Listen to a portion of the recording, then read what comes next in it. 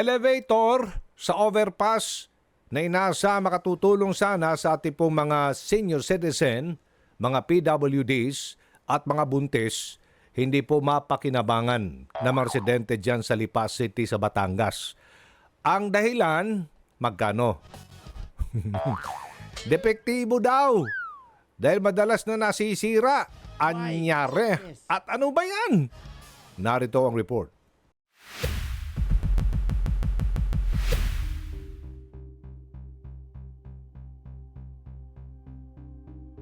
Mahirap. Katulad ko, matanda na ako, hindi na ako makakayat doon sa hagdan. Nahaapo na ako. Mahirap po, nakakahingal. 4 na buwan. Yan lang ang kuwan ko. Madali lang. Nasira. Bigla lang huminto, nasira mo.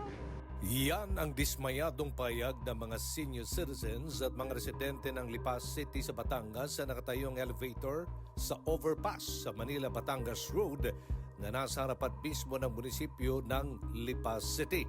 Malaking ginhawa sana sa mga residente, lalo na sa mga seniors, persons with disabilities at mga buntis sa naturang elevator kung nagagamit ito sa kanilang pag-akyat sa overpass upang makatawid sa kalsada. Pero matapos may patayo at may pagawa ang proyektong ito, hindi na ito halos nagamit at napakinabangan ng mga tao. Ngayon, ang elevator na ipinatayo ay ginagawang paradahan na lamang ng tricycle at naging pwesto ng tindahan na lamang. Bukod pa dyan, madumi at puno na din ng guhit at mga sulat ang mga pintuan nito.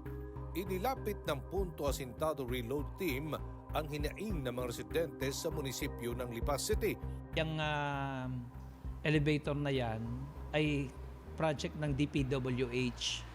So natapos siya noong 2015. Nung matapos ng 2015, hindi yan gumagana. After 2015 na matapos, na-turn over lang yan sa city government noong 2021. Nung pinaayos ko naman nung una, gumana siya, pero few days lang, nasira ulit. Pinagawa ko ulit, nasira ulit. Nasasayang ang pera ng local government sa pagkapa-repair. Sa tingin ko ay isang defective na elevator. Taong 2015 nang simulan ang construction ng proyektong repair, rehabilitation at improvement ng pedestrian overpass sa kaling ito ng Lipa City. Proyekto yang pinunduhan ng Department of Public Works and Highways. Bago matapos ang taong 2015, natapos ang pagpapagawa ng overpass at elevator sa kalsada. Pero hindi agad ito na-turn over sa lokal na pamahalaan sa kadahilan ng madami pang inayos bago ito maging operational. Inabot pa ng 6 na taon nang tuluyang ma-turn over ng DPWH sa lokal na pamahalaan ng Lipa City ang proyekto noong Hulyo 2021.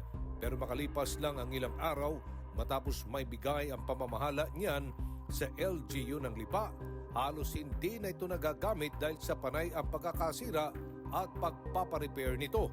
Paliwanag naman ng opisina ng Batangas 4th District Engineering Office ng DPWH, maayos ang naturang elevator nang i-turn over nila ito sa lokal na pamahalaan ng Lipa.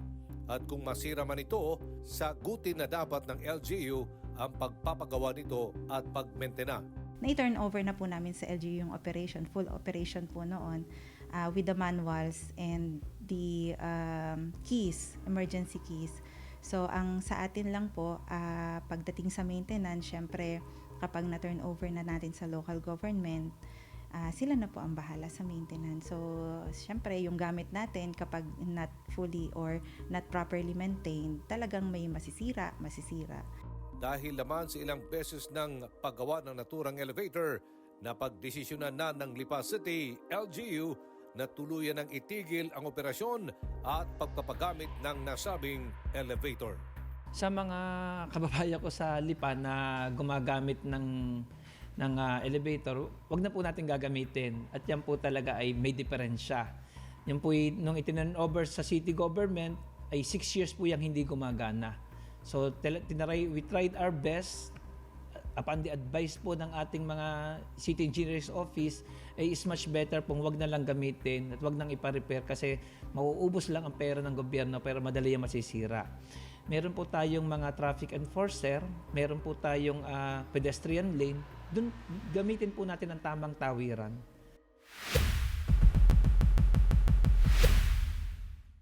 nasa linya si Engineer Jehela Rojas ng DPWH Batangas 4th District Engineering Office. Magandang umaga, Engineer Rojas. Good morning, sir. Opo, this is Aljo Good morning Bendijo, po. ma'am. Opo. Ito po parang nagtuturoan po kayo eh. Ang Batangas DPWH at si Mayor. Sinasabi dito Po. na na-turn over sa kanila, sirain na yan. Yung sinabi niyo naman po kanina, maganda yan, gumagana yan. Ano pa talaga ang real score dito, ma'am? Yes, sir. Sir, good morning again. Opo. Dito po sa DPWH Lipa po, totoo po, yung under po ng contract namin yung construction po ng overpasses natin with 2 elevators. Okay. And as to our documentation po, ito pong ating project is funded under the GAA 2014 Okay. and nagkaroon siya ng effectivity January 2015. So, natapos po natin yung elevator ng 2015 and actually, we have the MOA and the acceptance po of the former Mayor Sapili po that time. July 2015 po, na-accept na po itong elevator na ito. Okay. Okay. Okay. So, pero nung pa-accept... Walang delay ho. Kasi yung sinasabi na delay daw yan eh. At kung may delay, bakit ho? Bakit na-delay yung turnover ng elevator na yan? Inabot daw ng 6 years Hindi, eh. sir.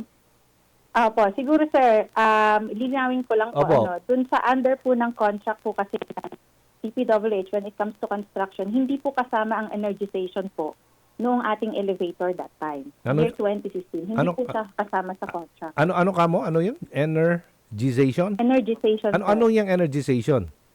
Yung transformer po natin, yung pong kuryente na Gana.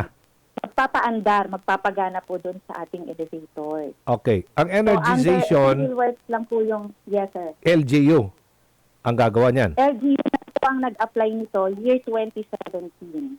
Pero na-ribbon cut natin to noong 2016, sir, right after 1 year after po ma-accept ni Mayor Sabili. Okay. Na-ribbon cut na po natin. Alam nyo, engineer, sayang po ito eh.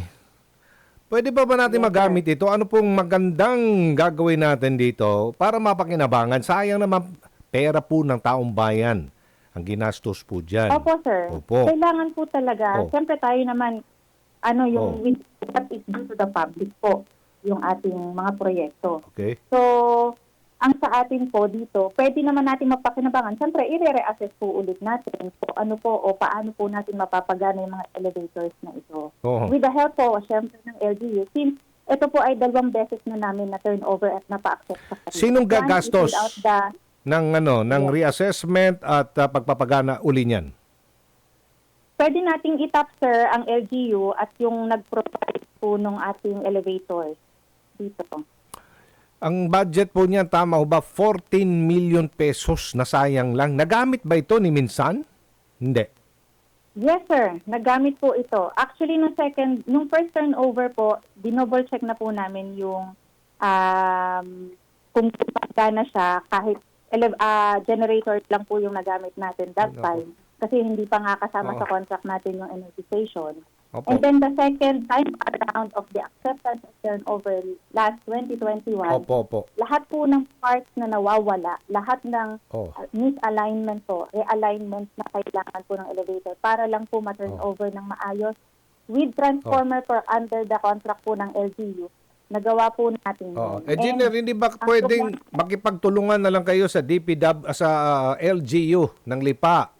No? O kung Yes, pwede, sir. magatian na lang kayo ng pera open. para mapagana po yan. Sayang eh. Yes, sir. We are always open po. Ang opisina po ay open para po sa kanilang mga concern.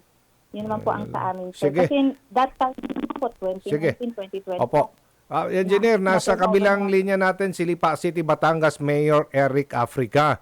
Mayor Africa, magandang umaga. This is Aljo Bendijo, Mayor, sa ngalan po ni Kong Erwin Tulfo. Ano pong magandang gagawin natin dito para mapagana natin? Andyan po sa kabilang linya si Engineer Rojas. Yes, siyempre gusto gusto nating makipagtulungan sa DPWH regarding sa project na yan. Okay? Dahil sayang naman talaga, Opo. 2015 pa siya na initial turnover sa city, Oh. hindi pa rin nagagamit hanggang ngayon. Opo. Opo, kasi kung pupunta natin yung nuts and bolts o kaya nitty-gritty sa problemang yan, matatagalan eh. Why not magtulungan na lang para po sa ganon, mapagana yan.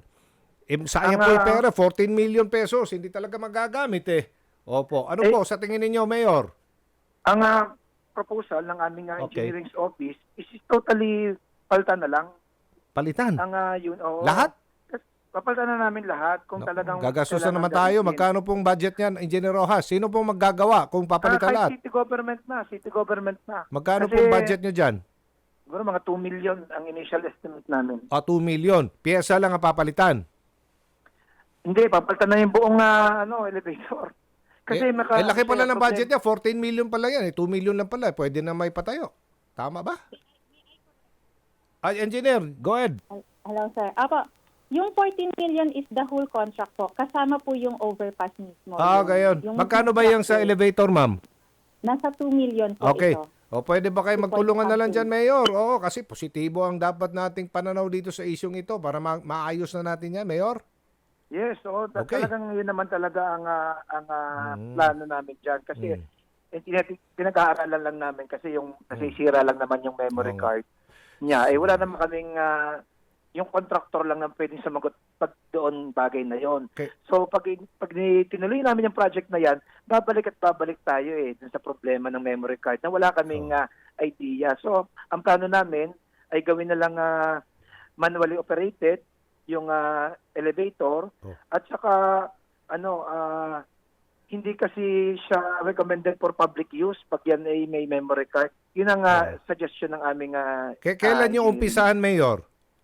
Unang-una maghahanap kami ng budget. Okay. Then after nun siguro mga 2 months ang process ng mga bidding at kung ano-ano pa.